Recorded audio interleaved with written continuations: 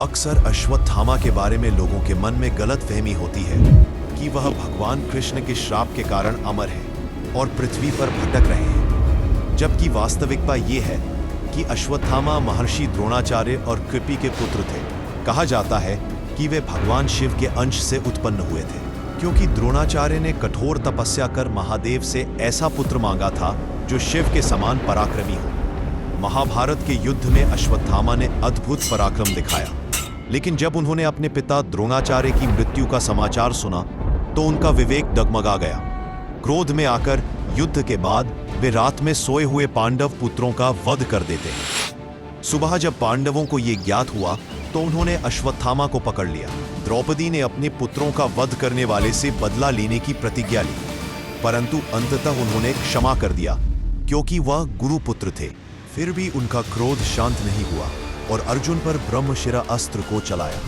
जब अर्जुन ने उसी अस्त्र का प्रयोग करके उसका प्रतिकार किया तो व्यापक विनाश को रोकने के लिए वेदव्यास ने हस्तक्षेप कर दोनों को अपने अपने अस्त्र वापस लेने को कहा।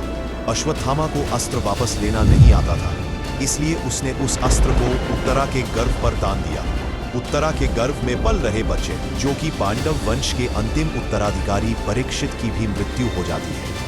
तब श्री कृष्ण ने अपने दिव्य संकल्प से उस भूल को पुनर्जीवित किया। तब क्रोधित भगवान कृष्ण ने अश्वत्थामा को श्राप दिया कि तुझे मृत्यु का कोई भय नहीं, तो अब तू हजारों वर्षों तक इस पृथ्वी पर जीवित रहेगा। घायल अवस्था में बिना प्रेम बिना सुख अपने कर्मों की याद में भटकता रहेगा। कहते हैं कि उस समय भगवान श्री कृष्ण ने अश्वत्थामा के मस्तक से मणि को भी निकाल लिया था, जो कि उसे बल और तेज प्रदान करती थी। उस दिन से वह मणि रहित होकर अकेला, घायल और अमर हो गया।